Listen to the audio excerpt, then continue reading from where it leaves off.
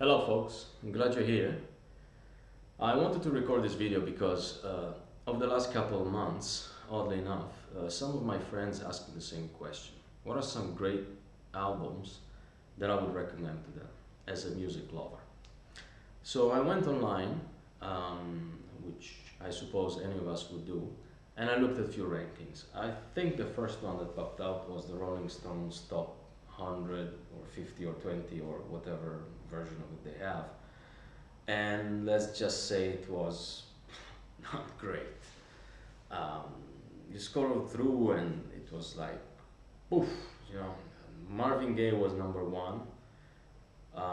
What's going on? They had, I think, Beach Boys, Pet Sound second. And then they had Nirvana,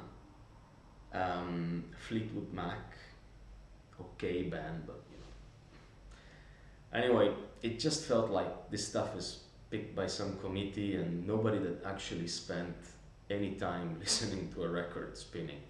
So I thought, let's do this properly. No politics, no quotas, no PR fluff, just great records. I wanted to do a top 10 list, but truth is there is a lot of great records, so I decided to do a top 20 in the end, but not the Rolling Stone bullshit version, but the ones that actually I believe define music and the ones that for one reason or another have been very important for me in my life throughout. I've been listening to music for about 30 years now. I have a collection of records which is quite respectable, and I just wanted to pass on this information. The criteria I used when I was thinking about it in the last couple of days is consistency of the record itself, the atmosphere that it creates when you listen to it, the meaning of it and the themes, the presence or not of hit tracks, major songs, major blockbusters, and in a minor fashion, the influence it might have had. So having said that, I'd say let's kick in. At number 20, we have Pipes of Peace, 1983, Paul McCartney.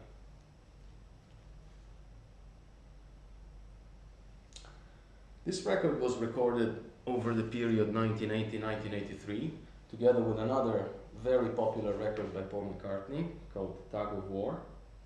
But I chose Pipes of Peace over the two, although it's somewhat less popular.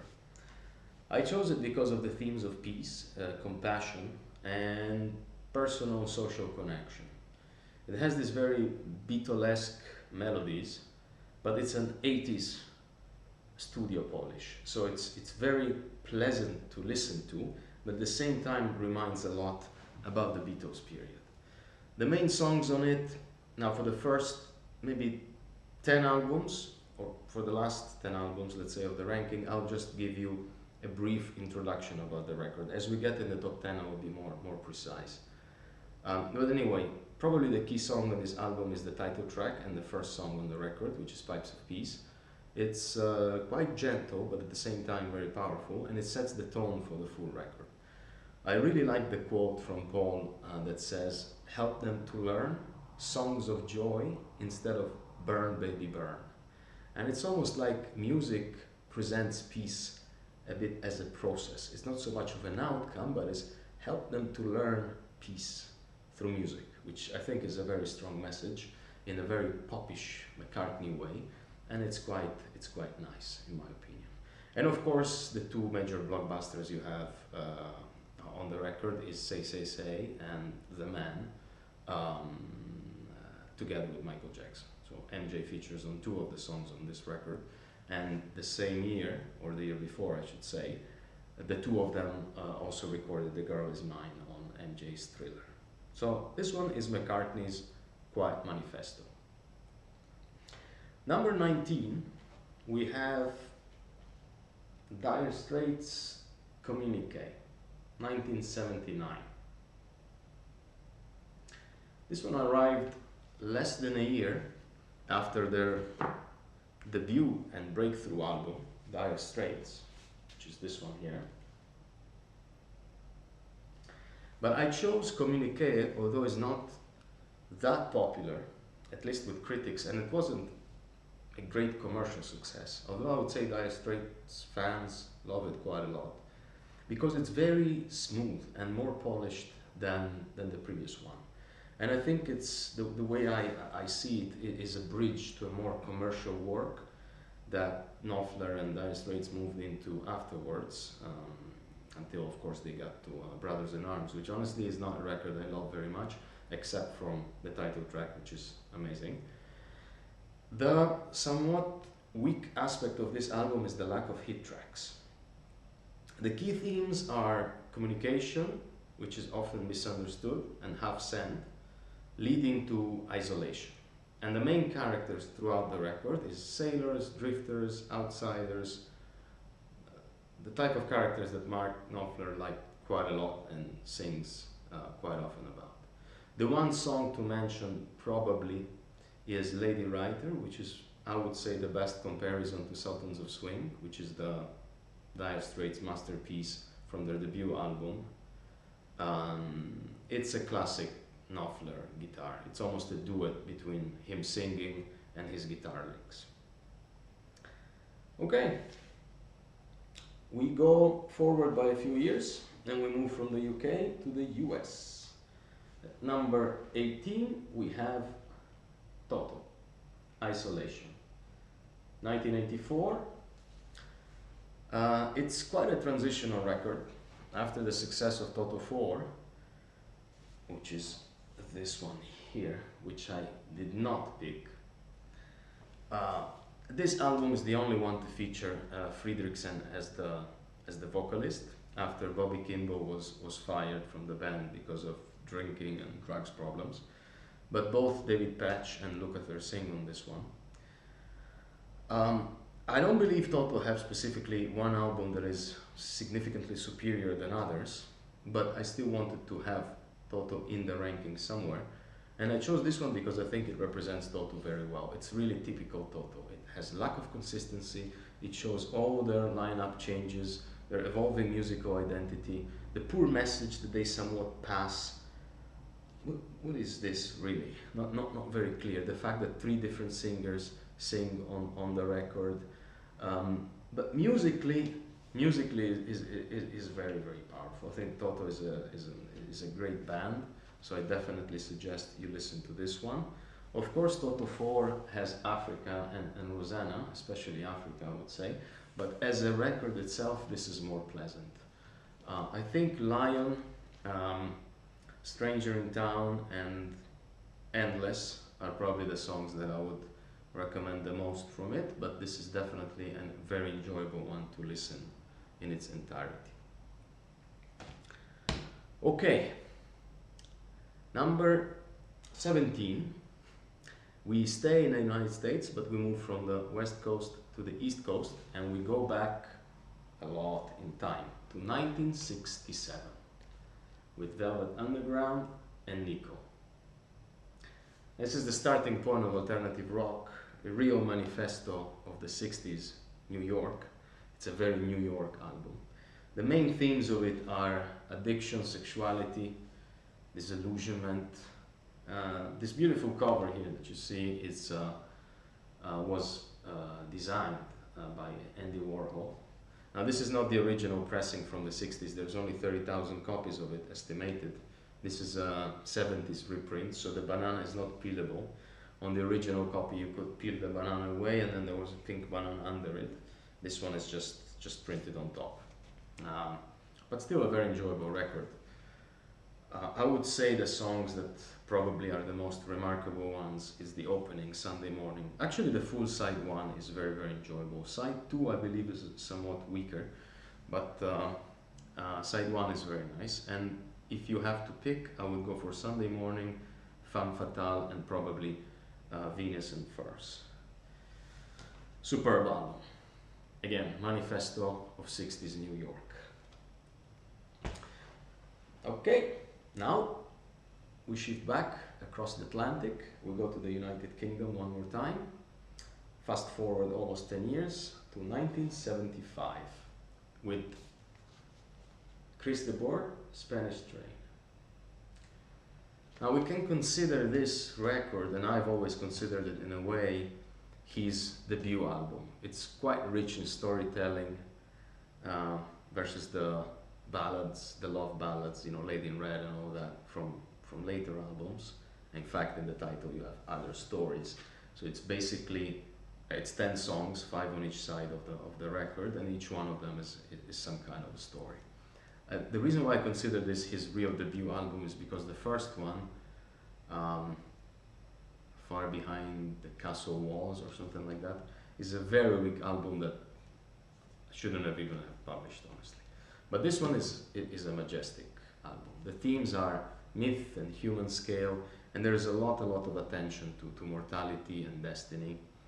One fun fact about this record here, and I don't have that one, is that it was banned in South Africa, and because Spanish Train has a story about God and the devil, which I'll tell you now a bit more in a second,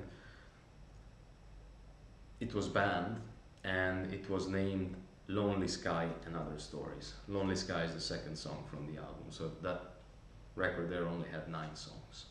Anyway, very nice one to have in your listening, in your playlist, or as a record. Songs, I would say all of them are great, but the ones that probably are the most powerful is Spanish Train itself, the first song. It's about a train transporting souls from the city of Guadalquivir to Old Seville in Spain, and it's a train of the dead with the souls in it, and the devil and God, they're playing poker to decide who will be taking the souls. And the story goes that the devil cheats, and God just does, and I quote, what he can. A very nice story, very fun. There's some humor in it as well, but it's very, very interesting. And then Lonely Sky is a very romantic song. It's poetic, but it's mostly about solitude, as the title says, Lonely Sky. But it features incredible vocals by Chris. So at number 16. Number 15, same year, same country. This time, Mr. Elton John, or Sir Elton John, with Captain Fantastic and Dirt Brown Cowboy. Probably Elton's most consistent album, I would say. It tells the story of him and Bernie. Bernie is his lyricist in the early years of their struggle to achieve success. It has this very nice Sgt. Pepper's style cover. Now, my version is a little bit special because I put really 2 records in it because it's a gatefold. So I have Captain Fantastic is my second record here. And as a first one, I have put Caribou, which was produced in the same year, but it has this, frankly, disturbing cover, which I don't want to have there in my library. So I just keep them together, and I think even as a style and production they are quite similar. Obviously, given the title and what I just said, the themes include the struggle of the artistic creation in this exploitative industry. We are in 1975, and there's another great record which is not on this list, but it's Pink Floyd's Wish You Were Here, that explores the exact same themes that this album here. And it explores the complicated partnership, loving but complicated, that he had with Bernie, his lyricist, and sort of this despair of redemption. Key songs, I think you have Captain Fantastic is the first song of the record, is the one that is sort of the grand opening, and it introduces the characters. So Captain Fantastic being Elton, and the brown dirt cowboy being Bernie. Then the song moves into Tower of Babel, which I think is the best song on the record, and it's about the corrupt music industry, especially in early London.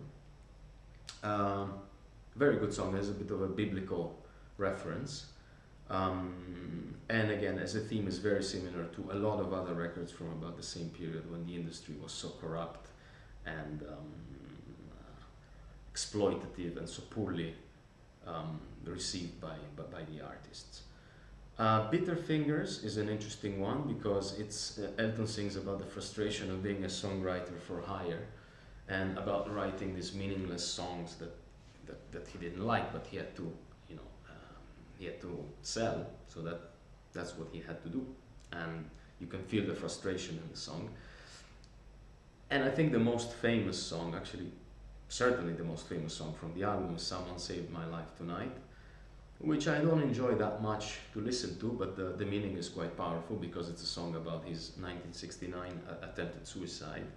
Funny enough, around the same period, maybe a year difference, maybe two, I don't remember exactly, but very close to when Billy Joel also tried to commit suicide. But anyway, Elton was saved by a fellow musician, thankfully, and this story is told in the song Someone Saved My Life Tonight in this record.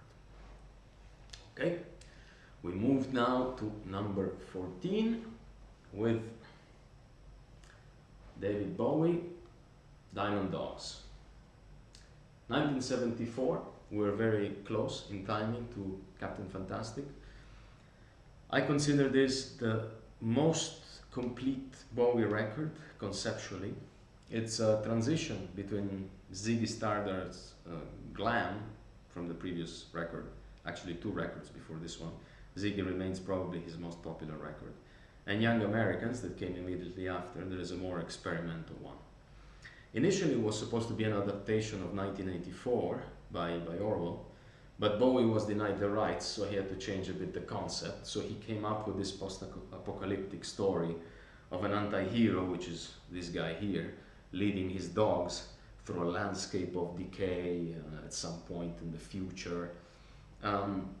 Musically is rock, but I perceive soul in it as well, and I really like the guitars. It's these heavy guitars, and Bowie, interestingly enough, plays most of these guitars himself, which is very rare. Very few records by Bowie have him playing, I think all the guitars actually on the record.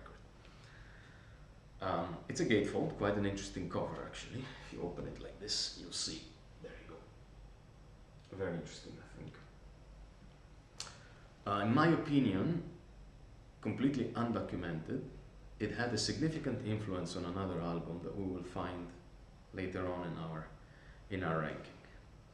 In terms of songs, I think from the side one, Diamond Dogs, which is the first song of the record, is probably the most interesting one, and then it just continues with tracks 3, 4, and 5, basically as a single song. It's a concept album, so all songs are connected.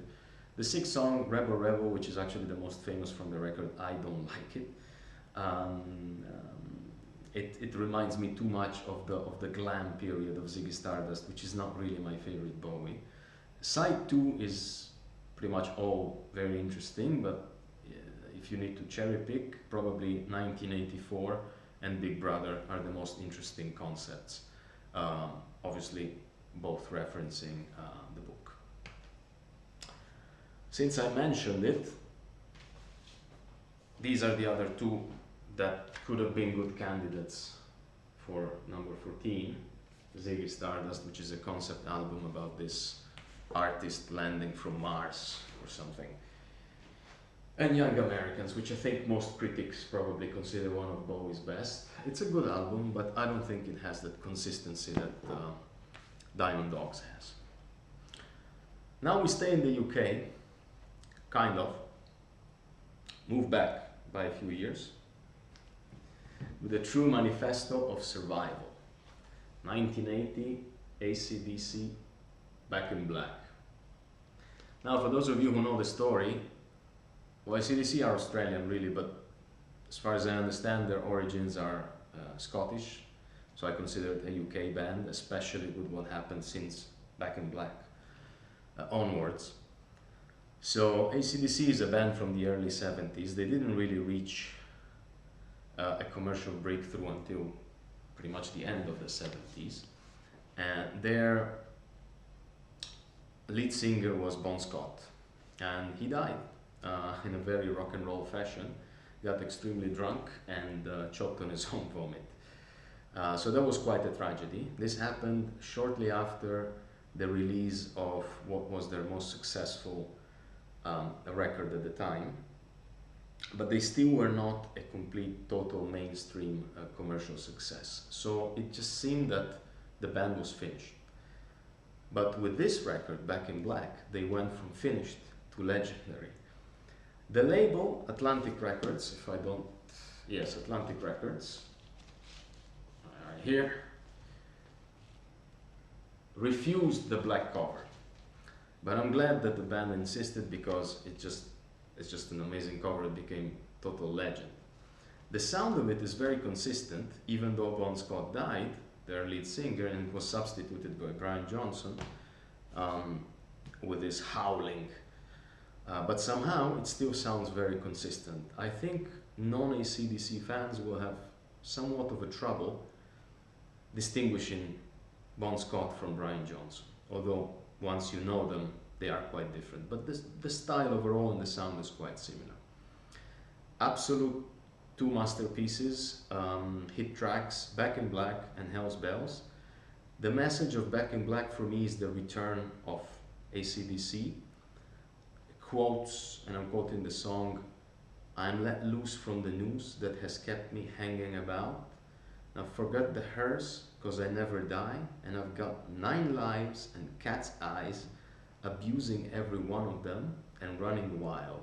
So it's really a statement of return. I don't remember which song Back in Black is on the record.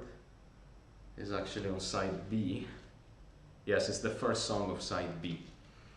The first song on side A is Hell's Bells, which introduces Brian Johnson with his howling, and he starts the song with, "I'm rolling thunder, pouring rain, and I'm coming on like a hurricane." So welcome, Brian. Okay, time to move on. The genre remains the same, but this time we change the geography, and we go 2 years forward to 1982 with the only European band we have in the ranking today, which is the Scorpions with Blackout. Now, I think the Scorpions are probably the greatest hard rock band ever. I chose this specific record over others that are quite popular by Scorpions, especially Love at First Think, probably their #1 record, which contains Rock You Like a Hurricane, Still Loving You, maybe Bad Boys Running Wild, and Big City Nights, which were quite big hits. And of course, the 1990 Crazy World, which is their curse with Wind of Change, that remains their most popular song ever, and I think somewhat unfairly shadowed so much of their amazing work that they did. But I chose Blackout because, first of all, of the story, which I'll tell you now, but musically it's because of the sharp riffs, the very powerful choruses, Klaus's voice, the sound of those guitars, and the mix of melody and raw power that Blackout has. Now, similar to AC/DC, the Scorpions were at the crossroads. They've been doing music for quite some time. They started, I believe, in '72. First record was So-So. Then they started doing much better records. Flight to the Rainbow, Virgin Killer, Taken by Force, amazing record, and so on.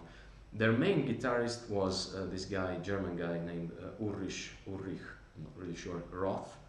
He was very good technically, but I was never much of a fan.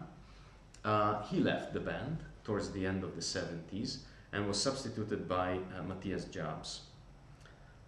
Thank God, because I really like Matthias Jabs.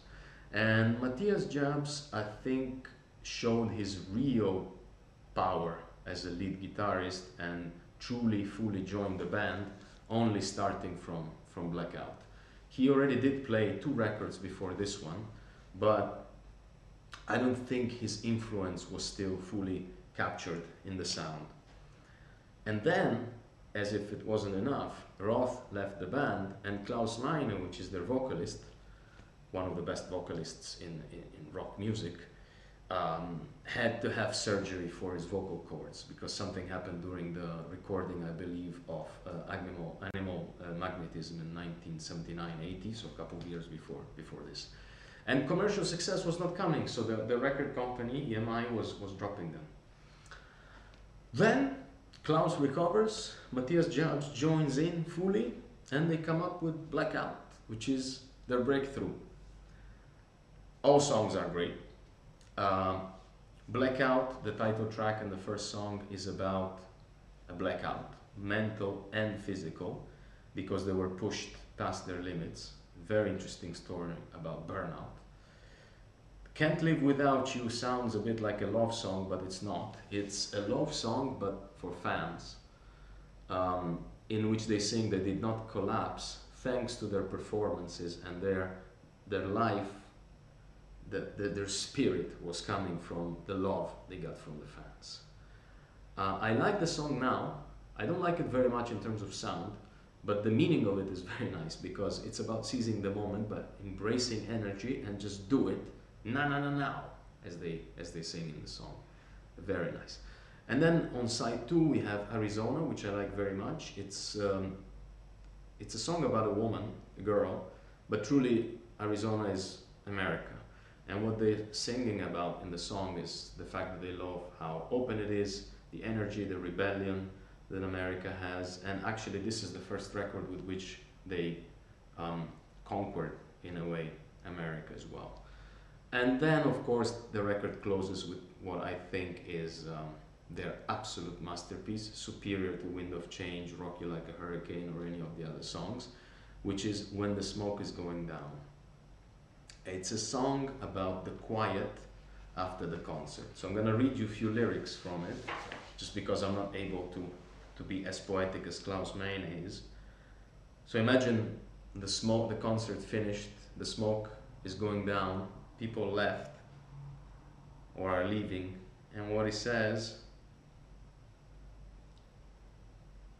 just when you make your way back home, I find some time to be alone. I go to see the place once more, just like 1,000 nights before. I climb the stage again this night, because the place seems still alive when the smoke is going down, etc. This was only the first verse. Anyway, superb, majestic song, and I think it's the song that really pushed me to have, on top of all the other reasons I gave you, Blackout in this ranking. 11.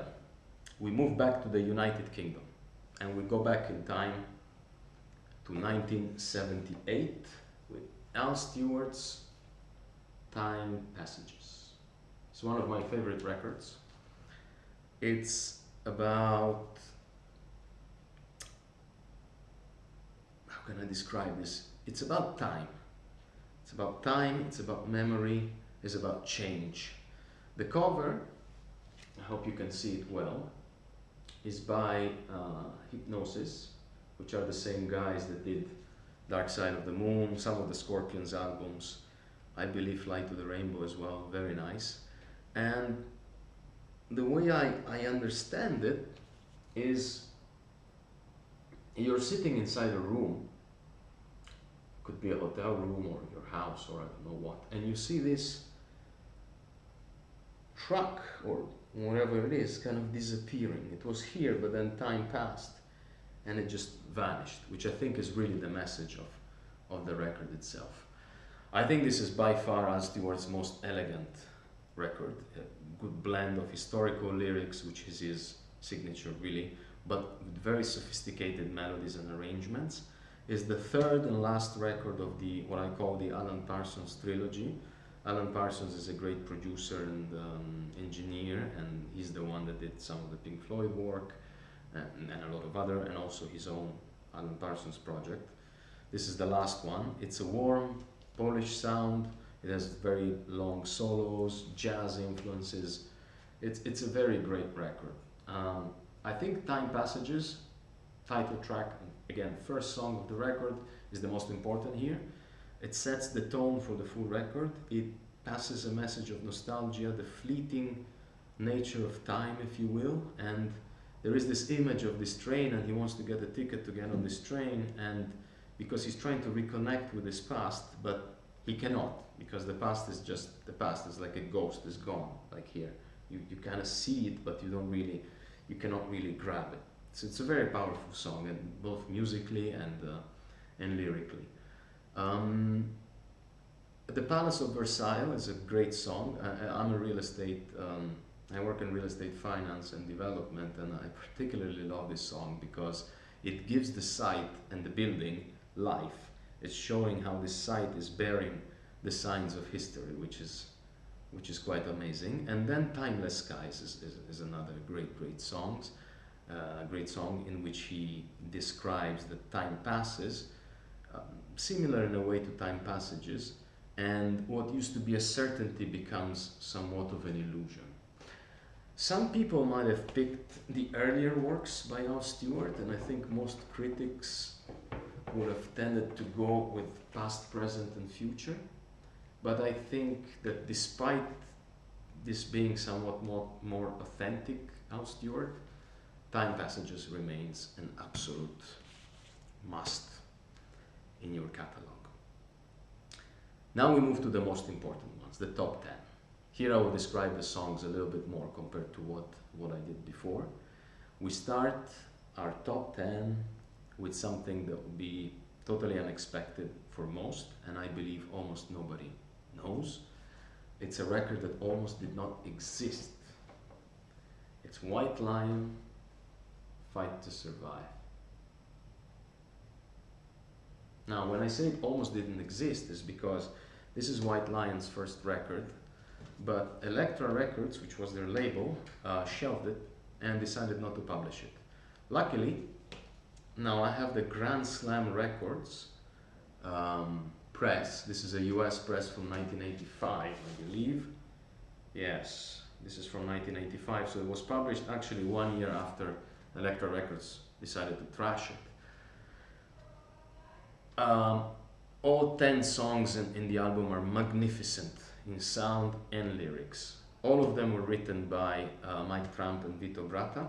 White Lion are an American band from New York, but Mike Tramp is really from Denmark, and Vito Bratta, as the name suggests, is clearly from Italy, Abruzzo, I believe. And but you know, they are adopted Americans. I believe they both have passports. Maybe they were even born there. I'm not really sure. And the themes, just like the title suggests, Fight to Survive, are about struggle and perseverance, political awareness, and myths. So it opens with Broken Heart, which is their most representative song. It's really about identity, because they even re-recorded it in 1991 for their Main Attraction record and made a new video for it in 91. Second song is Cherokee.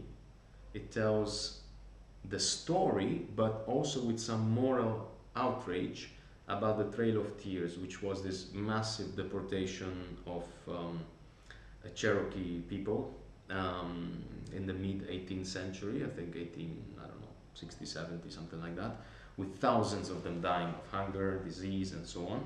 And these guys, they were brave enough to put it on a rock song, or actually I classify them as heavy metal.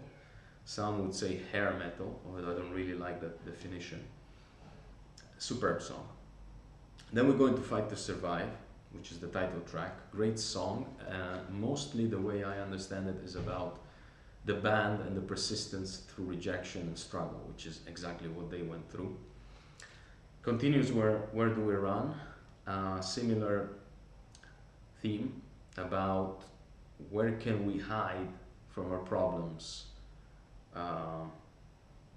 Nowhere. Fifth track, In the City, is about anonymity, struggle, surviving among crowds, sort of this chaos, and this, again, fight to survive. So that's pretty much the theme throughout all songs. We move to side 2, we have All the Fallen Men. I quote, "War is raging on the battlefields of the world, many men are falling."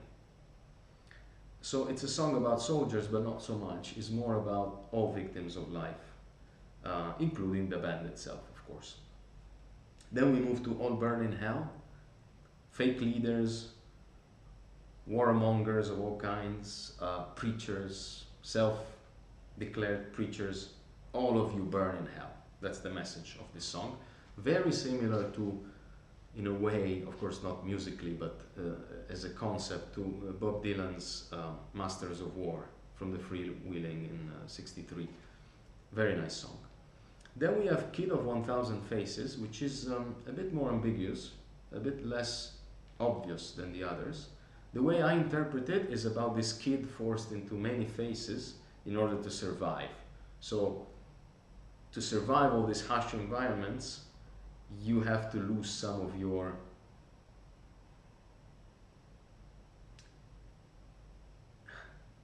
I would want to use that word, some of your innocence, let's put it this way. El Salvador is an amazing song about general suffering of the people during the Salvadorian Civil War. And then it closes with this mythical road to Valhalla, which is a road to success and glory. Valhalla is, I'm not an expert, but some kind of a heaven for the Nordic people. Danish, I suppose, because Mike Trump is from Denmark. But it's a road to success and glory through sacrifice, because this young kid, he goes to battle and he dies on his way to Valhalla. So, absolute masterpiece. You will really enjoy this one. Very unknown and extremely underestimated. Closes our top 10 must-have records. Now, since I mentioned that this album almost didn't exist, I would like to mention another one which did not make it to this list, but it's worth a mention, and it's Little Steven from the E Street Band, Bruce Springsteen's band, and his record, the first record that he did, Man Without Women. Most of these songs, they were written, I think, for Southside Johnny, which is the Asbury Jukes is a band that he produces, but for some reason they discarded all songs, and then he recorded them himself and released it in '82, about the time when he was leaving the E Street Band. Not a wise choice, Mr. Little Steven Van Zandt. And superb record, superb. But not in our top 20. But similar fate to what Fight to Survive had. You can buy this one for maybe $1 or $2 online. Okay, now we move to our number 9. We move back to the United Kingdom, 1977, with an absolute masterpiece, Pink Floyd's Animals. This is Roger Waters' Political Manifesto. It's inspired by Animal Farm, obviously by Orwell, but instead of being satirical about socialism and communism and those things, what I love about this one is that it portrays Western society, and it's much more relevant in today's world, because obviously we still live here. The cover was conceptualized by Waters himself, and it shows this floating pig here, which represents the political elite, the ruling parties, watching over society, which society is supposed to be all of this, the way I see it at least. The power station, it's polluting, but at the same time is semi-abandoned. And you have this apocalyptic sky, sort of a world on the verge of collapse. And I think this represents very well today's European Union. Dear EU, this is how you look like today. So be very, very careful. Record is only 5 songs. This is an original 1977 UK press. I'm very proud of it. It's maintained very well, beautiful. Side 1 we have Pigs on the Wing and Dogs.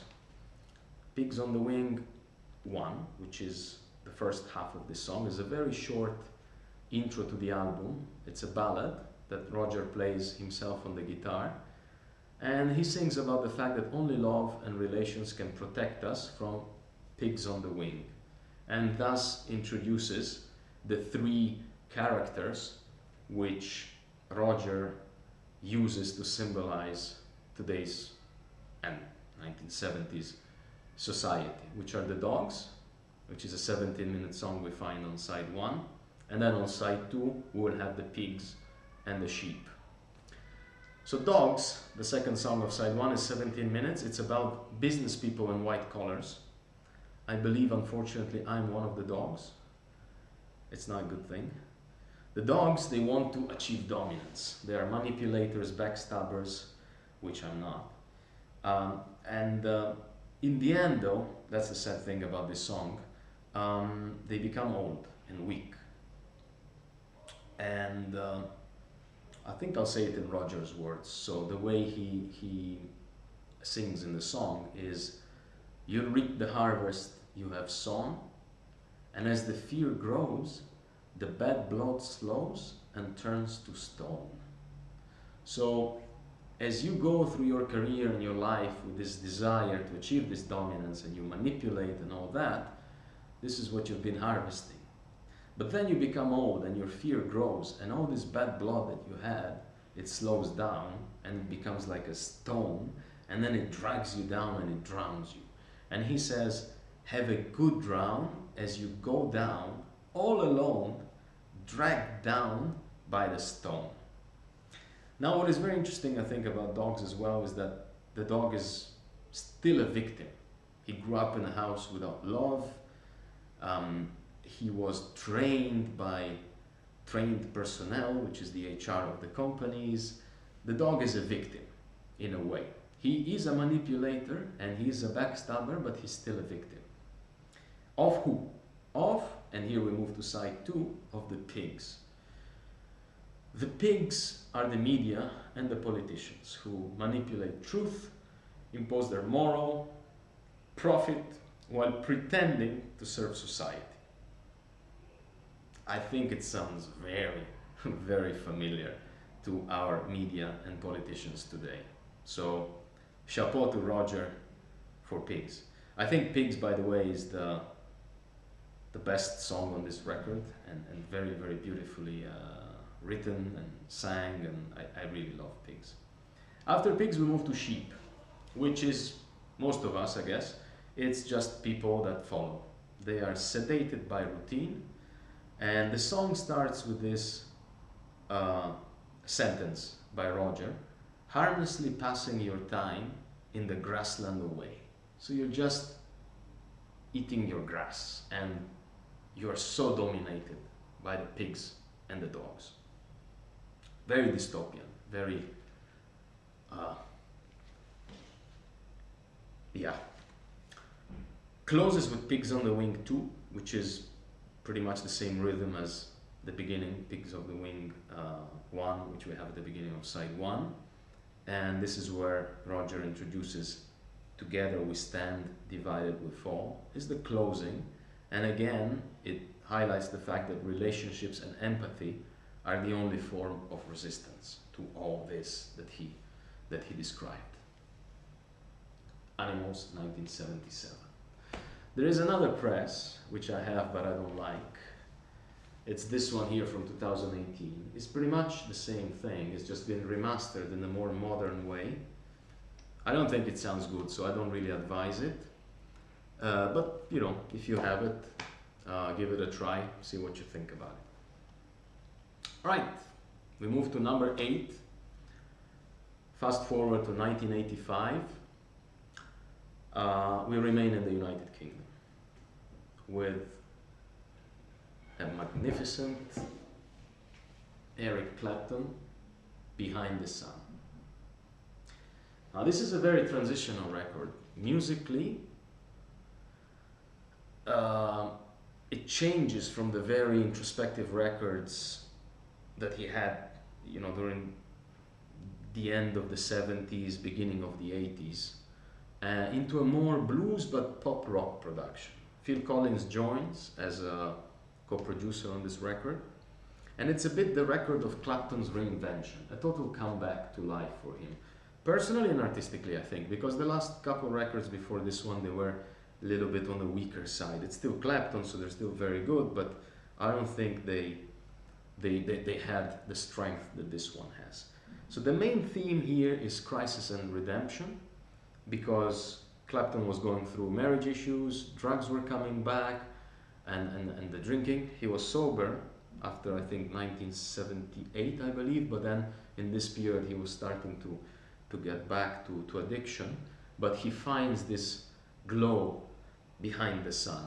So it's almost It's about love, but it's about hope. So I really like this record. Key songs for me: "She's Waiting," the first song with which the album opens. She's waiting because she's waiting for him to change, and he's aware of the fact that she's waiting for him to change, and he's aware of his failings, but somehow he just cannot change, and he admits that, which is quite, you know, quite real about, I guess, all of us, and it's very interesting. Follows with "See What Love Can Do." It's a very modern Clapton sound. I don't think I've heard this sound from him before. And again, it opens a window of redemption. He says, "You can only try once more. So don't give up, just try once more, try once more, try once more, and then eventually it will happen," which is very nice. "Same Old Blues," the third song, is a very long song, I believe 8 minutes, maybe 20 seconds or something. Yeah, it doesn't say here. It's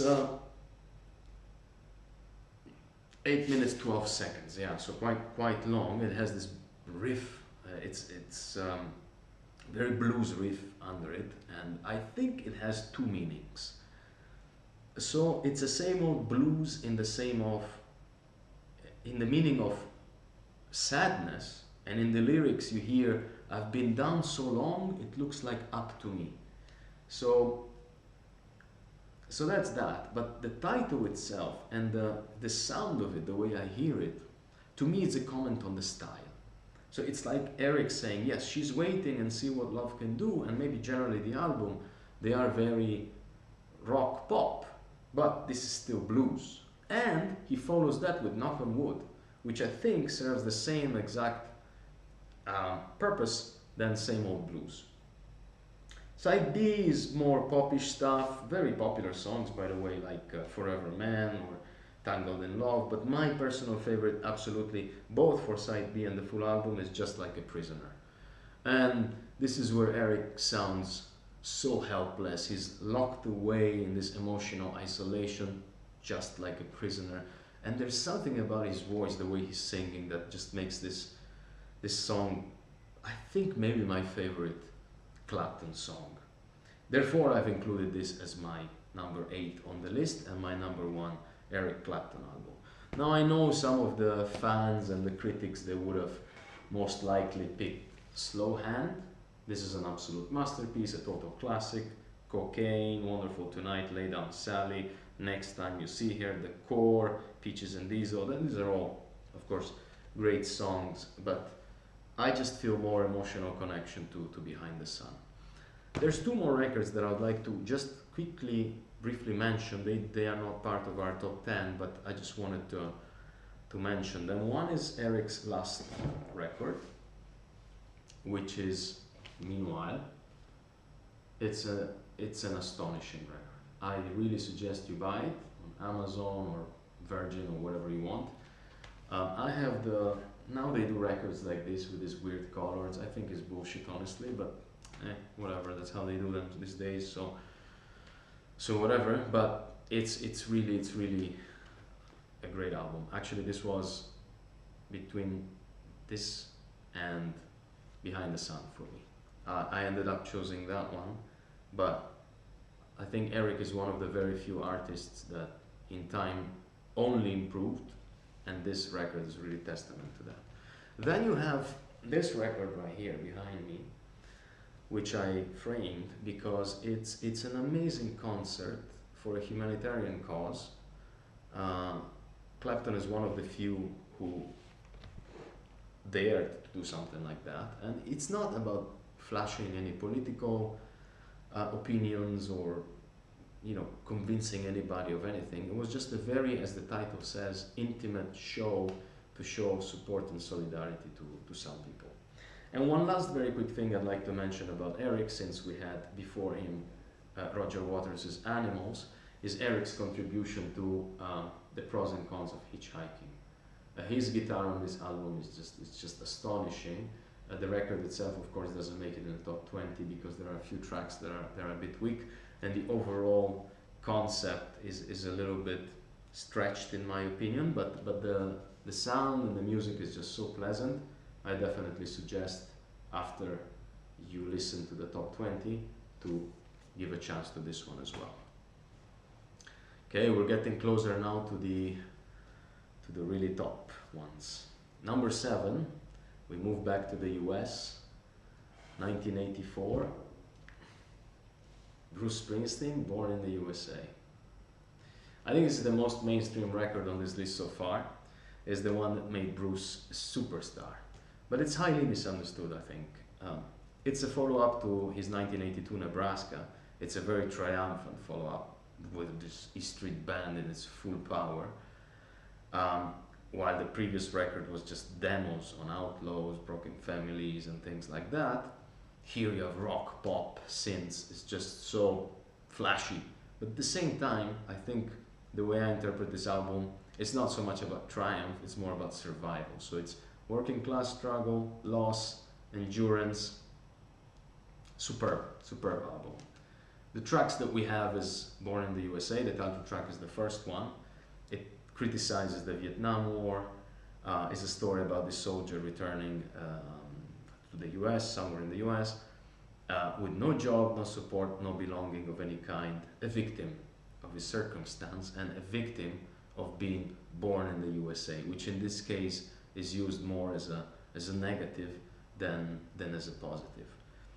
Cover Me, the second song, is Bruce, or the character of the song, asking his lover to cover him and give him a love refuge from chaos.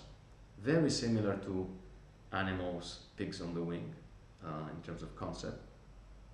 We then have two bit country style music, Darlington County, which is a road trip that two friends take from New York for work and fun that turns out into basically a trip into nowhere, in which I think one dies. It's not really clear, but I think one dies, the singer, so Bruce, and the other one gets arrested by a cop for something, maybe driving drunk or something like that. So anyway, it ends up not very well.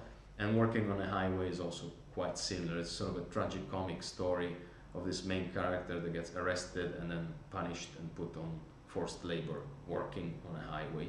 And it's really about the illusion of freedom. And then we get even darker tone with Downbound Train, where it's a story about the decline of a character, how he loses his job, and then immediately after that his girlfriend, and it's just a non-stop train going down. I guess I should mention I'm on Fire. I really don't love this song, so I don't really see much value in it, but it's one of the very famous Bruce songs, and it closes side 1. Side 2, we opened with No Surrender, and it almost didn't make it to the album. Thank you, little Steven Van Zandt, for convincing Bruce to put it on. It's a very powerful song of friendship and perseverance. It's about a pact that presumably Bruce and Steven make when they are young, to remember not to surrender and never give up and just pursue their dream, which eventually, of course, they achieved. We then move into Bobby Jean, which is again about little Steven Van Zandt, and it's a farewell to him. So Bobby Jean is little Steven. I'll just read you the lyrics if I have them here. So what Bruce says, and I find it very, very, very beautiful, is maybe you will be out there on that road somewhere, in some bus or train, traveling along, in some motor room, and there'll be a radio playing, and you'll hear me sing this song. Well, if you do, well, you know I'm thinking of you, and all the miles in between, and I'm just calling one last time, not to change your mind, but to say I miss you, baby. Good luck, goodbye, little Steve. Well, Bobby Jean, really. But yeah, superb, superb song. After that, we get to Glory Days. It's a song about 3 different characters remembering their past glory. There's a baseball player and some pretty lady that was probably a cheerleader or something, and they go through this past glory to forget the dullness of their present time. Dancing in the Dark, probably his most famous song, probably with Born in the USA together, I'm not really sure. the way I interpret this song is a cry for sex and transgression by this frustrated, lonely man that is not achieving much of what he wants in his life. So he's asking to this lady for at least one time dance in the dark with him, which again to me is a metaphor for sex. And it closes with the saddest song probably in all of Bruce's catalog. Oh, it's certainly on this record, which is My Hometown, and it's his nostalgia for his town, the current stagnation of this town, and what becomes a cyclical stagnation from generation to generation, because the song opens with him sitting on his lap, or on his daddy's lap, driving the car when I was 5 years old, and then it finishes with him having his own son doing pretty much the same when him and Kate, his wife in the song, they decide to move south because where they are is not doing very well. So in the end, a very triumphant, but at the same time not so much, true American legend, born in the USA. There is a remaster of this record, 40th anniversary. It came out in gatefold. It doesn't add much because inside you have a very ugly picture, really. The only advantage, I guess, is there is a booklet, which is not great either. So probably don't buy this. Just go for the original if you can. If not, this is also fine. The remastering didn't ruin the sound like most other records. All right, we're almost at the absolute top. Sorry, before we continue, there's one more thing I would like to mention about Bruce. Because of Born in the USA, it didn't make it in the top 20, but there is another very powerful record, which I call Lucky Touch.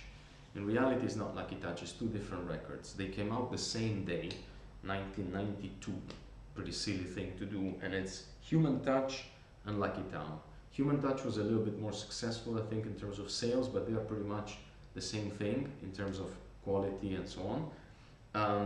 This one now has been released as a double album, but originally it was a single album. So these two here, if released as a single album and stripped down of some good work but quite repetitive, I think they would have been among, definitely in Bruce's top 3, but unfortunately it doesn't make it. Anyway, I'll put a link in the comments of My Lucky Touch, which is a blend of these two albums, and give it a chance. It's mostly about depression and the problems that Bruce had after his big success with Born in the USA, and the problems that came with fame and his failing marriage. He was married for maybe less than a year, and then everything went south. He got depressed and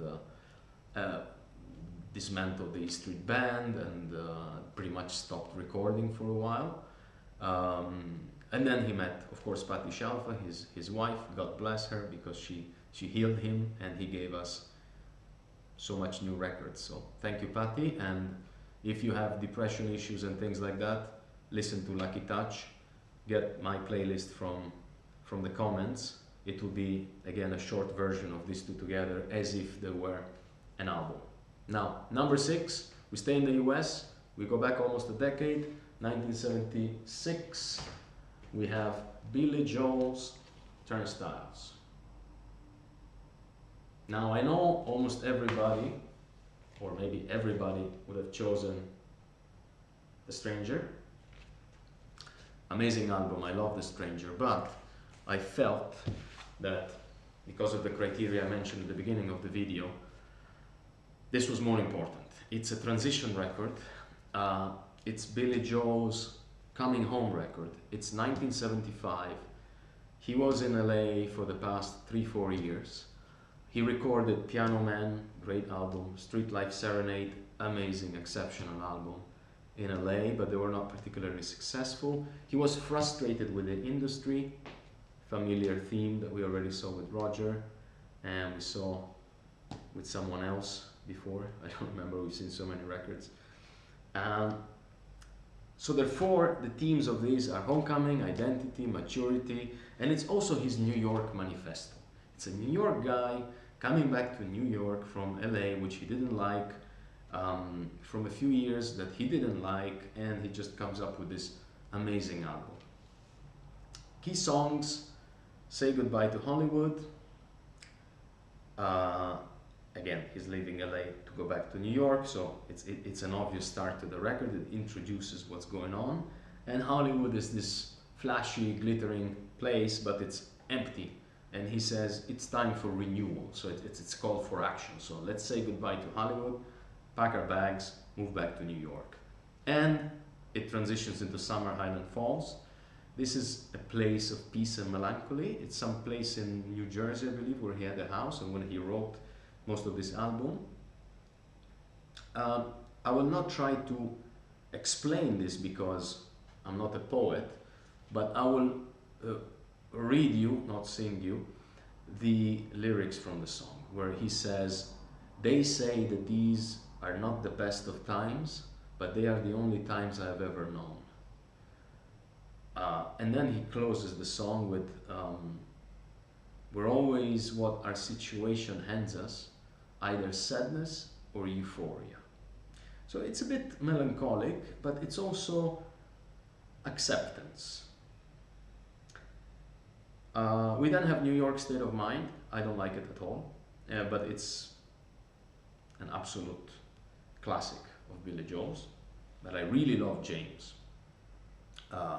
James he sings a song about this friend, James, but I think the way I interpret this song is James is two versions of him, of Billy. And, you know, again, he's coming back from LA, he's disillusioned with the music business, he's reflecting on his identity, on his priorities and all that. And he's thinking within himself, should I take the safe road or should I take risks? And the risks is continuing, is the living LA, moving to New York, continuing music and all that. Or can he take a safe road? And then somewhat you find the answer, because again, the lyrics from Billy Joel, not from me, he says, "James, do you like your life? Can you find release? And will you ever write your masterpiece?" And I think these are very important questions that, you know, all of us we ask ourselves on a daily basis, probably, or even more than that. And you know, everybody has their own answer, but thank God Billy found his, so thank you for that, Billy.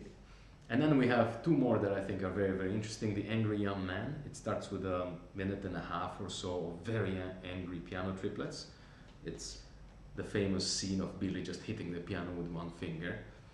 And then it moves into a description of conviction and ego. But then at some point an evolution past this idealism. So he's so angry at the beginning. He wants so much in the beginning. And he becomes a little bit trapped by this ego of his, but then I really like when he moves into the chorus or bridge, I'm not really sure how to call that, where he says, "I've believed I've passed the age of righteous rage, and just surviving is a noble fight." And it's really a life answer. And then of course the album closes with Miami 2017. It summarizes, I think, the theme of the full album. It's a very futuristic, dystopian. New York has fallen, kind of like in that James Cameron. What was the name of the horror guy? Escape from New York. Yeah, that movie. Anyway, and New York has fallen. The city is burning, but then Billy says, "But we went right on with the show." So somehow it's a metaphor for resistance and rebirth, and they remember. So New York has fallen, they all moved to Miami in this dystopian future, and that's why Billy Joel calls it Miami 2017. But still there is the memory of this New York that cannot be broken. So the soul somehow cannot be broken. Okay, we move now into the absolute masterpieces, must have. These 5 records here, they are life-changing, they have been somewhat generational changing. Truth is, I believe it's a 3 + 1 + 1. The distance between 1 and 2 is massive. The distance between 2 and 3 is massive, and then the others are a little bit more aligned. So we remain in the United States, but we go back a decade. We're now in the 60s. 1964, Bob Dylan, The Times They Are Changing. Controversial, probably, because critics and, you know, all these videos on YouTube, they would have probably chosen Bringing It All Back Home, amazing record, Maggie's Farm, Love Minus Zero, Mr. Tambourine Man, the first sort of the first semi-acoustic record by Bob Dylan. Many others would have probably picked Blonde on Blonde. Probably my favorite from the electric era, but it doesn't make it here. The one that makes it, in my opinion, is The Times They Are Changing. And the reason is, so I chose the protest era Dylan versus the electric Dylan, which is, for those that don't know Dylan very well, his first, let's say, 3 records, The Freewheeling, Another Side of Bob Dylan, and The Times They Are Changing, this is more of a protest time, in which he's considered the voice of generation, of revolution, of civil rights and all that. Then he moves into, so he abandons folk music, and he moves more into electric, so more rock and roll, proper rock and roll. With the trilogy, Bringing It All Back Home, Blonde on Blonde, and Like a Rolling Stone. Highway 61 Revisited. All great albums. And then there is the country period, John Wesley Harding, mostly, new, I don't remember, the 1970s one, the beginning of 1970, and then he moves into sort of his rebirth with Planet Waves, Blood on the Tracks, and Desire. Then there's the 80s, but that's not considered that well. So of all these periods, I've chosen this one because I think, so here Bob Dylan is very young, probably around 20, I don't remember exactly. The full album is just him. He's singing, he's playing the guitar, the harmonica, everything is just him. And he's talking and singing about change in society, violence, empathy, all themes that were not very common at the time, because this is 1964. Someone else was singing, "She loves you, yeah, yeah, yeah." So you need to also contextualize this record here. So first song, The Times They Are Changing, is absolutely the anthem of the 60s revolution and probably the most representative song of the 60s. It's about civil rights, it's about student protest, it's about questioning authority, all those things that Rogers' sheep in Animals did not do. With God on Our Side, majestic song. It's about wars and conflicts justified by God, really US conflicts. He basically mentions all the major conflicts from the beginning of the existence of the United States and how all these wars were justified by the fact that God is on our side. And I think it's still so actual today. And what I love about this song is the ending when he says, if God is on our side, he will stop the next war. And that, of course, he'll never hear. And it just keeps on not happening. So this is from 64, which makes it 60 years old, even more. And God is still on our side. Side 2 opens with Only a Pawn in Their Game, which is about the assassination of a black activist. But the blame is not on the killer, who Dylan describes as a victim also, but is on the entire social machine, which I think is a quite thorough analysis of what happened in those years. Maybe not, I don't know too much about this specific story that Dylan sings about here. I read some Wikipedia on it, but I don't really know too much to judge, but definitely the times were described correctly by this song. And then you have the finale, the 2 great finales really of this record, which is When the Ship Comes In, is a very biblical song in which you have the ship arriving, and Dylan describes that once the ship reaches the shore, all balance is restored and the tide turns, and then the evil is punished and the good is rewarded. So it's really great. And then once this loop closes, you have Restless Farewell, which is Dylan's goodbye, so he's already announcing, almost like in the Bond movies, what's going to happen later, with a goodbye to his role as the voice of his generation. He doesn't want that anymore. And he says, and I quote, "I've said my piece, now leave me go my own way." And what happens immediately after this is that very contested Bringing It All Back Home, in which he embraces an electric guitar and he basically moves from pure folk music into rock and roll. Okay, we now move to number 4. I'm afraid this might be a little bit controversial, but I made my choice. 1987, Michael Jackson, Bad. Now I know everyone expected, everyone would have picked, everyone blah blah blah is the greatest selling album and all that. I know it's an epic success, but in my opinion, it does not meet all the criteria that I mentioned earlier. Sorry, I forgot actually to mention one very important criteria. I wanted to include in the top 20 only one album per artist, which I managed to do for all except 2 artists, which we will get to again soon. But I chose Bad over Thriller because Bad to me is more personal, is much more controlled by MJ, it's more consistent, is more ambitious, and it's really about him. It's about his fame, it's about his loneliness, it's about his fear. All 10 or 11 tracks, depending if you have the LP with 10 and the Spotify or the CD or whatever with 11 tracks, all of them are just incredible, except really Speed Demon, the 3rd track on side 1, which is very weak in my opinion, but anyway, all the others are great.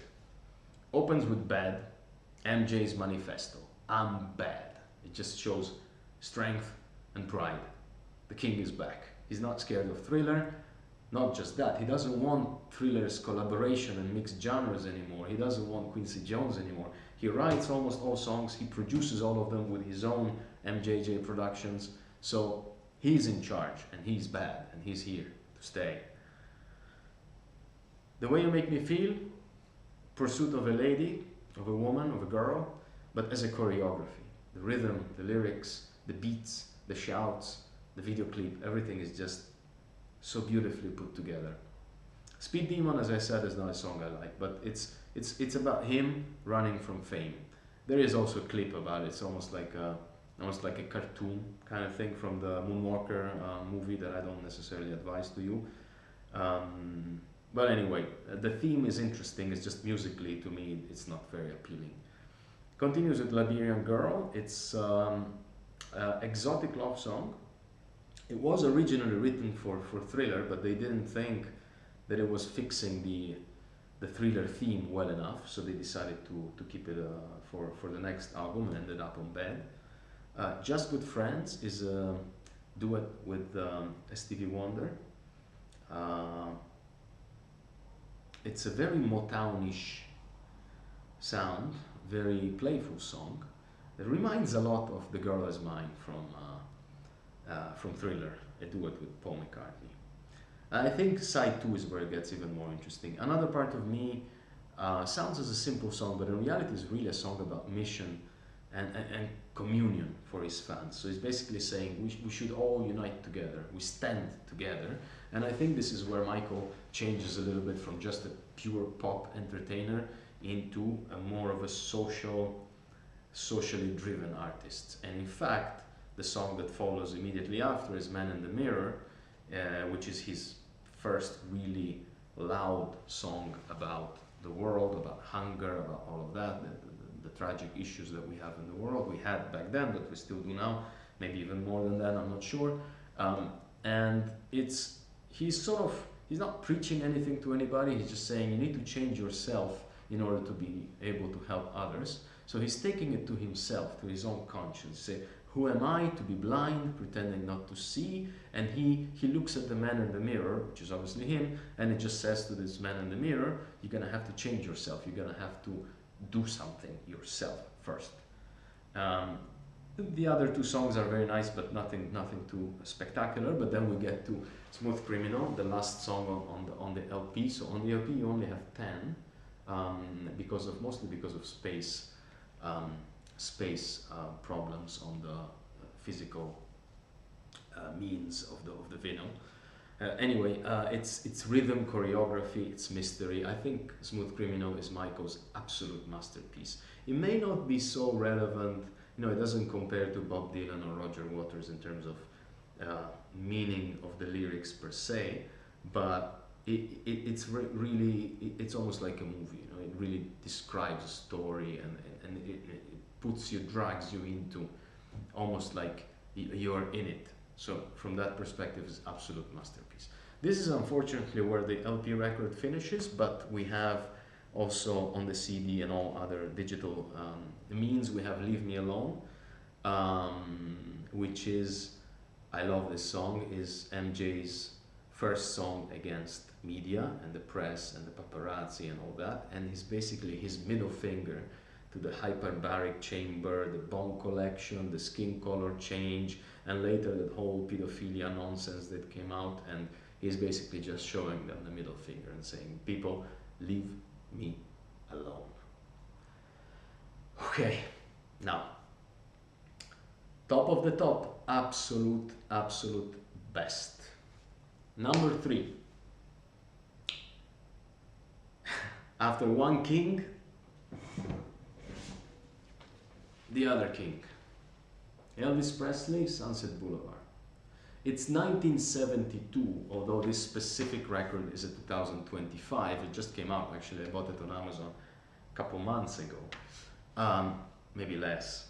And it's not even an album, it's like a combination of takes, really. But they all come from Los Angeles recordings in 1972. So from lots of points of views, this is more of an album than many or maybe most of Elvis's albums, because as you know, Elvis predates albums as such, and because of a lot of circumstances, the fact that he went to the army for 2 years and the fact that his manager Parker was an asshole basically, he had no control over his artistic production. So a lot of his records are just assembled pieces from different takes here and there, different eras, different themes. I wouldn't say Elvis has really albums, but this one I think it is. Now, I wouldn't call it Sunset Boulevard, I would call it Separate Ways. I think this would be the nicest title for this album, but I think it really matches all those criteria that I mentioned before, and an absolute must to listen, to understand Elvis as a character, what happened to him. It's a very sad record, actually. So let's start with Always on My Mind, the first song on side 1. It's about his marriage falling apart. By this time, we're in 1972, he's tired, he's isolated, he's self-doubting. He had that comeback in 1968. There is a movie now on Netflix about it, you should watch it. But still, he's not the Elvis of before the movies anymore. Now we're in the 70s, and a lot has happened to him. And this is really a song of regrets that he addresses to Priscilla, I think, his wife. And all those maybes are all his regrets. Maybe I should have loved you more. Maybe I should have told you something. It's like he's apologizing for all the things that he did not do. And therefore, all these maybes and they're always on his mind. We then move to Separate Ways, which was released as a single together with Always on My Mind in 1972. It's a poem, it's really, I think it's the pain, he's describing the pain of breaking apart and this loss and the fact that he lost his love. But more than anything, if there's any fathers out there, Elvis, when he divorces from Priscilla, he of course loses access to his daughter mostly. And he sings, someday when she's older, maybe she will understand why her mom and dad are not together. The tears that she will cry when I have to say goodbye will tear at my heart forever. Now, if there's any fathers out there who have small daughters, and I have two, when you hear this performed and sung by Elvis, I don't know if you'll manage to keep it together or if you'll have some tears. It's a very sad story. It's actually a very sad character, this man. Yeah. Anyway, we continue with Burning Love. So his life is falling apart. He's divorcing. He lost his wife. He's losing his daughter. He's not particularly happy with whatever he's been doing for the past 10 years. But still, Burning Love passes this redemption and this burning energy that he gets from rock and roll. So the way I read it, this is not burning love for a woman. This is burning love for rock and roll. So, the king. We then move into It's a Matter of Time. And here I think, maybe I'm making this movie in my head, but the way I see the progression of these songs is, this is more about faith and hope. And despite the fall, it's a matter of time before everything goes back to the way it was supposed to be. The healing happens over time. And then, unfortunately, we go back again and we close with Fool, which is very similar in a way to Always on My Mind. It's a song of regret, just like Always on My Mind. The only difference here is the way I see Always on My Mind, all those maybes, he's addressing her. He's saying, maybe I should have done that to you, maybe I should have said that. Fool, he's addressing himself. Fool, you should have loved her. Fool, you should have treated her differently. Fool, you shouldn't have hurt her. So it's another great piece on this side. Then we move to side B. Side B are still the LA recordings, but this time from the 75 masters. I think two songs here are very, very critical, which is Bringing It Back, the second song on this side of the record. So again, we're in 75. Elvis is even more tired, he's more isolated, and he's now very close to dying. He will die less than 2 years after that. And this one is a song of memory, lost love, but you can feel a little bit the bittersweet nostalgia here. So he's remembering, bringing back all those things, but somehow they cannot come back. So it's just this sense of them, this sense of the past that somehow you try to have today, but you don't get it. I think it's a very similar mood, although the rhythm and sort of the melancholy of the song is not the same, but the theme is quite similar to Bruce's Glory Days, which we met in Born in the USA some records ago. And then it closes with really this heartbreaking piece called Pieces of My Life. It's the saddest closing you could possibly have. He realizes that all is lost, and he looks at the fragmented remains of his life.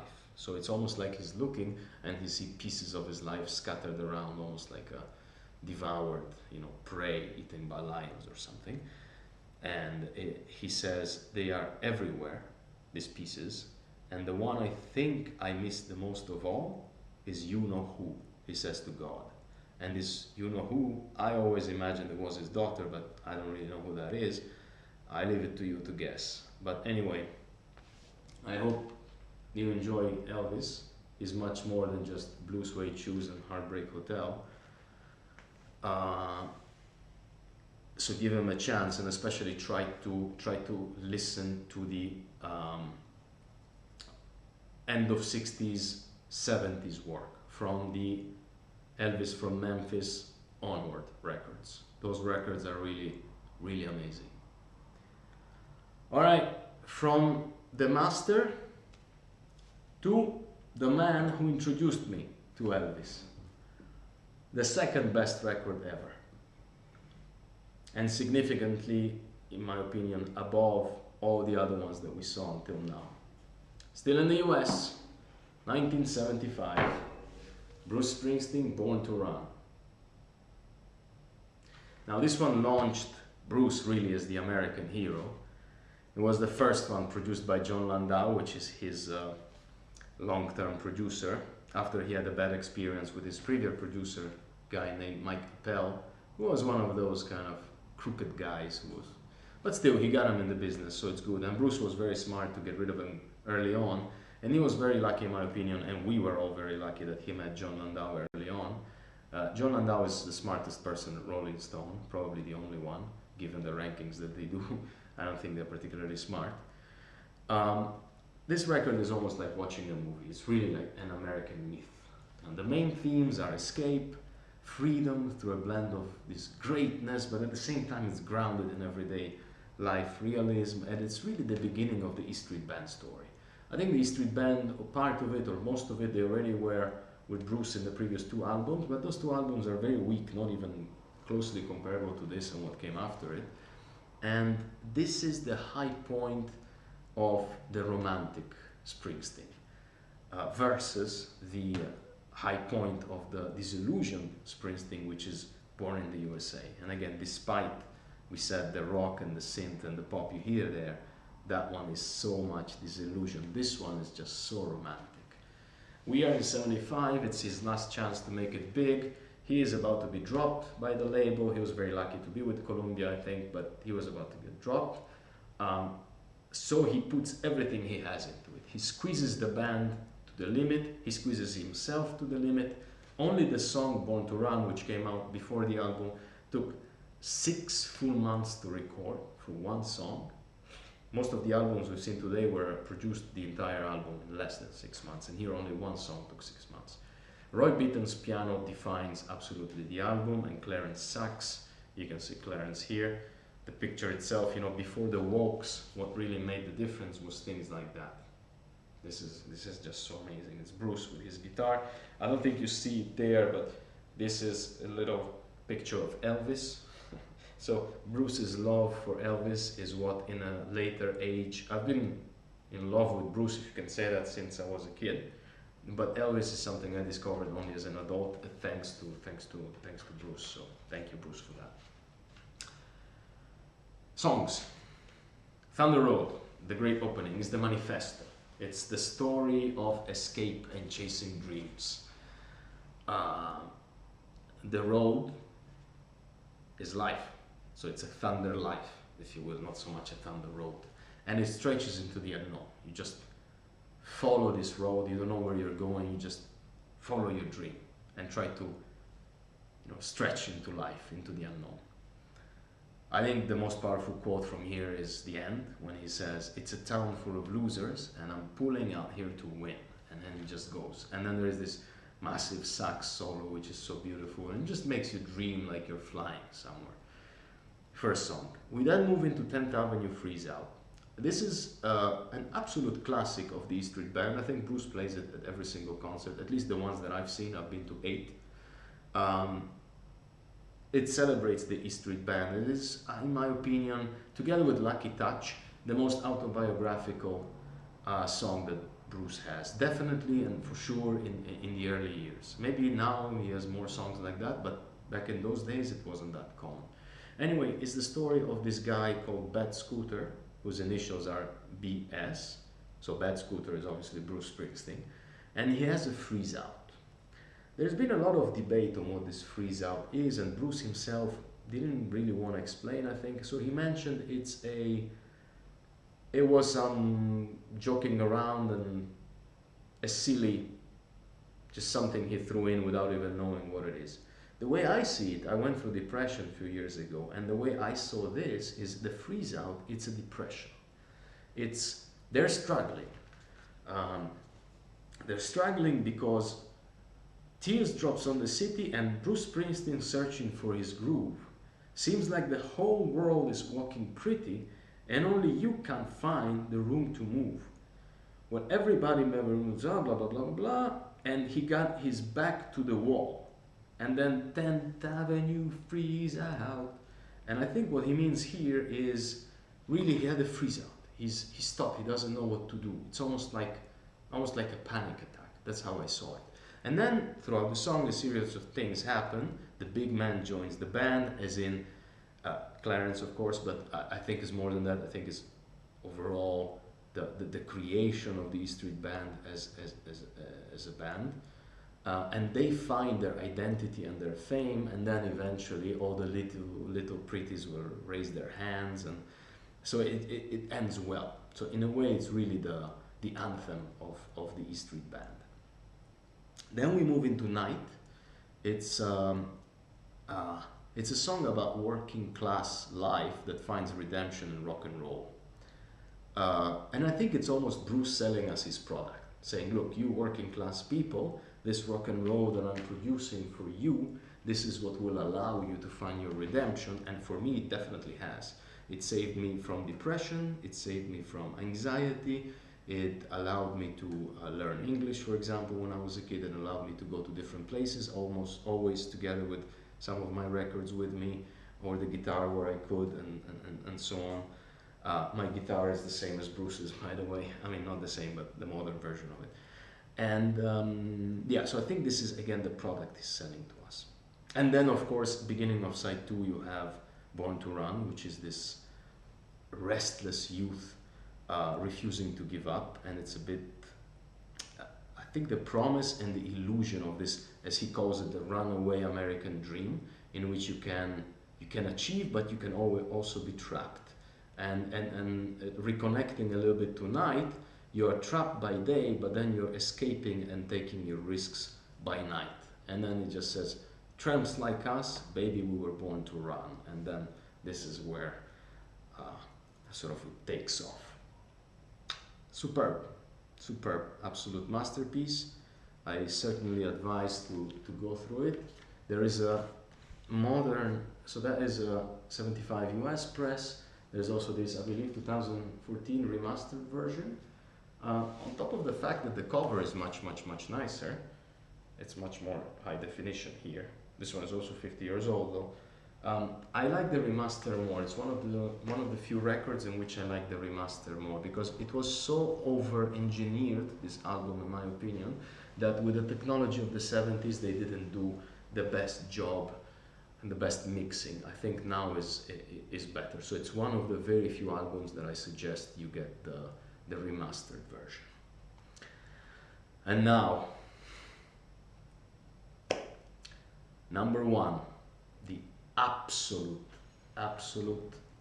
number 1, Roger Waters's masterpiece, The Wall, 1979. This is the most ambitious, complex, and powerful album ever made.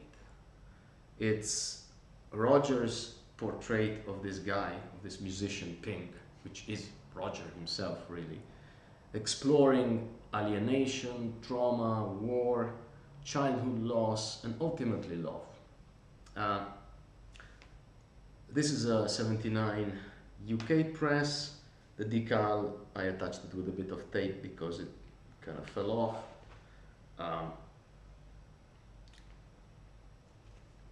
There is also this version, which is Roger's live version. I strongly recommend you get this one too. So you have these two options, but even better, in the comments I will put you a playlist that combines both. It's a Spotify playlist, and I also remove some of the noise, especially some of those production cuts here and there that Ezrin did, the co-producer. So please, if you find the time, just go in the comments and get my playlist. I think it will be better. Well, get all three. Get the original record, get the live version, it's more complete, and then get the mix of the two. And I'll explain you now why. So originally this record was conceived as Bricks in the Wall, which in my opinion is a title that makes more sense. Now I understand why aesthetically they wanted to go for something a bit more simple, but in my opinion Bricks in the Wall explains the concept much better, because each bad experience that this character has, Pink, i.e. Roger, like for example the father's loss, the overprotective mother, the teachers, his work, career issues and so on, they become a brick in the psychological wall that he builds around himself, isolating him from humanity. So it's like that, you know, he's behind this wall. This has nothing to do with the Berlin Wall or anything like that. Some people think that even, but no, absolutely nothing to do. This is a psychological wall. So it's an album about depression and isolation that this character builds around himself, by himself, isolating himself from humanity. One suggestion I give you is do not watch the 1982 movie, apologies Roger, and the reason is this record is so strong on imagination that if you watch the movie, just like with every great book, you might spoil your own imagination. But I absolutely suggest, on the other hand, that you watch the 2014 Rogers movie. This is a concert, really, that with the technology of the 2000s came up much, much better than their 80s concert, simply because the screens, the lights, the effects they had were so much better. And even his musicians, honestly, are, I think, superior to his original band. So definitely watch that one. Now, if we go song by song, there's 26 songs in this album.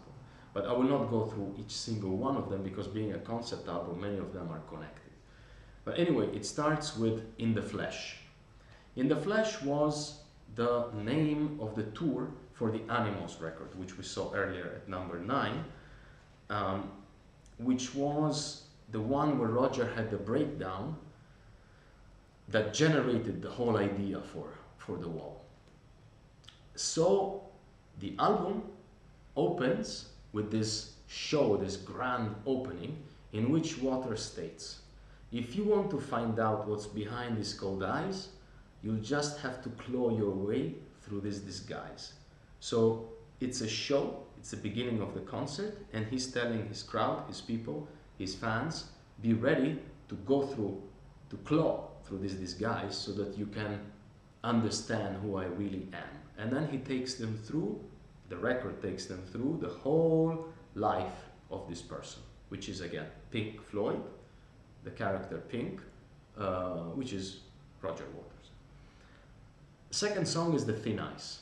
You hear a baby crying, this is Roger as a baby, and he then prepares to, and I quote, go skating on the thin ice of modern life. And that's when his life really starts.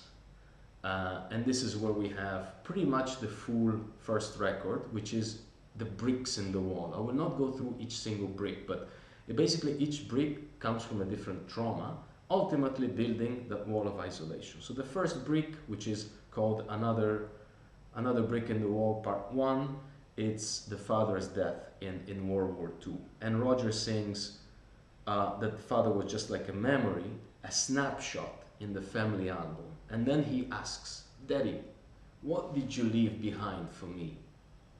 Well, just the brick in the wall. So this is the first brick. Then we move into the teachers, the abusive teachers. That's the second brick, the very famous, we don't need no education, we don't need no thoughts control, hey, teacher, leave the kids alone, and so on. Then we have the overprotective mother, who will make all of his nightmares come true, and she'll put all her fears into him, or into you, as they sing in the song, because she's addressing him directly. So that's yet another brick. Then you have the work and career, which is What Shall We Do Now, where Roger sings, shall we work straight through the night? Shall we send flowers by phone? Should we take the drink, go to shrinks, rarely sleep? Should we store up leisure? And should we never relax at all? And sort of this career that breaks them so much is another brick. And then he has his relationship, One of My Turns and Don't Leave Me Now, which is where he's betrayed by his wife. So this is another brick.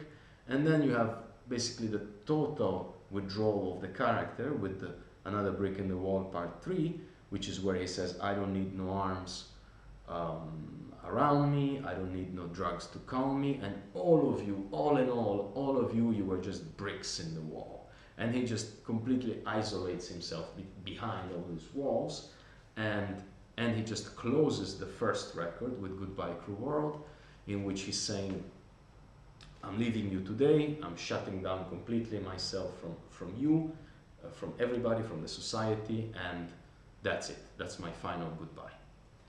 That's the end of the first record. Then we get in the second record, which opens with Hey You.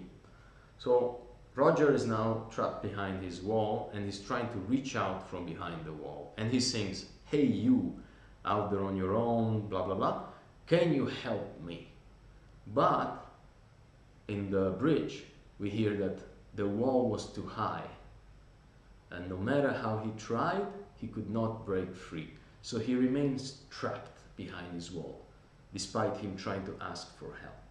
And we then move into Is There Anybody Out There and Nobody Home, where he's now completely isolated, even physically, he's sitting in his room. And because he's so isolated, he finds comfort in his possessions.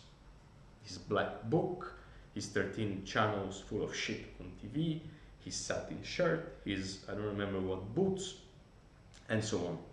I remember at the time when I rediscovered The Wall during my depression, it resonated so much, especially Nobody Home. Despite it being a song that I don't like that much musically, but the concept of this attachment to things, it's like my attachment to my records, to my guitars, to those things that remind me of a happier time when I was younger, when things were safer in a way, if you will. So I really connected to that song. So at this point in the record, or in the story, he is isolated behind his wall. In his head, he's isolated with his little things in his little room, but the show must go on. He needs to go to do the show because he's pink, just like Roger. And this, again, comes from the In the Flesh tour, so it's all real, or mostly real things that happened to Roger himself. He needs to perform that night. So the producer or the manager, or whoever that is, the tour manager, he forces a doctor to inject Roger with some drug. And this is so similar. I don't know if you've seen the Elvis movie, the one that recently came up. That's exactly what happens to Elvis too. He's lying on the floor. I remember the scene, and Parker comes together with his father, and they inject him with something, and then he just goes there and he's all a bit like that, and he performs. And this is exactly what the song Comfortably Numb, which was originally written as The Doctor, which again I think is a name that makes more sense, but anyhow, that's what it sings. So he gets injected, they drag him out of the room, he gets on stage, and the show must go on. However, now he's drugged, so this is where his hallucination starts. This is the climax, especially with Waiting for the Worms. So his isolation and paranoia explodes completely into a delusion. Now, I had something similar during my depression, but it wasn't comparable to this because everybody has their own different traumas, and Rogers / Pink's is specifically fascist in this case because that's how I read it anyway. He links it to his father's death. Therefore, World War II. Therefore, the normal thing would be fascists. So he's hallucinating, and he thinks that his fans are like, his followers, and he's this fascist dictator and all that. So this is where we have the climax of this paranoia. But then the effect of the drugs finishes, and he realizes what happened, and he stops. And we enter into the almost last song, which is the trial, where he goes through a trial in his own head, in his own mind, revisiting the teacher, the mother, the wife, and eventually he decides to tear down the wall and confront reality. And this is where he finds out that, and to tell you what he finds out, I think it's best I just read or tell you the closing, which I think, in my opinion, is the most powerful song of the record, Outside the Wall. And it says, so the wall fell down, and he now sees the reality for what it is. And he sings, all in all, or in twos, the ones who really love you walk up and down outside the wall. Some hand in hand, so family and parents and so on. Some gathered together in bands. So all these guys that I've introduced you today, including Roger himself. The bleeding hearts and the artists make their stand.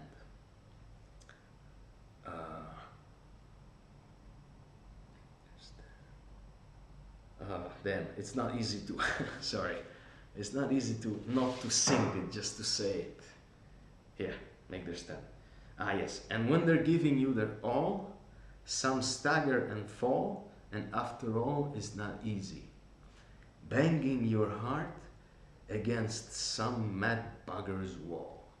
So I think this is really the most powerful ending to this record. It's just, in the end, once you turn down this wall, there are those people that have been walking up and down this wall, which is your wife, your mom, your family, I mean, whatever. Definitely not in the case of Pink, but for example, in my case, that was the case. My family was there for me, and the artists. Roger was there for me, Bruce, Elvis, Dylan, like all their music, you know, everything, playing their things. It's just there for you. So I think it's actually not a pessimistic album. While Animals is very dystopian and it doesn't really end well, this one I think has a very good ending.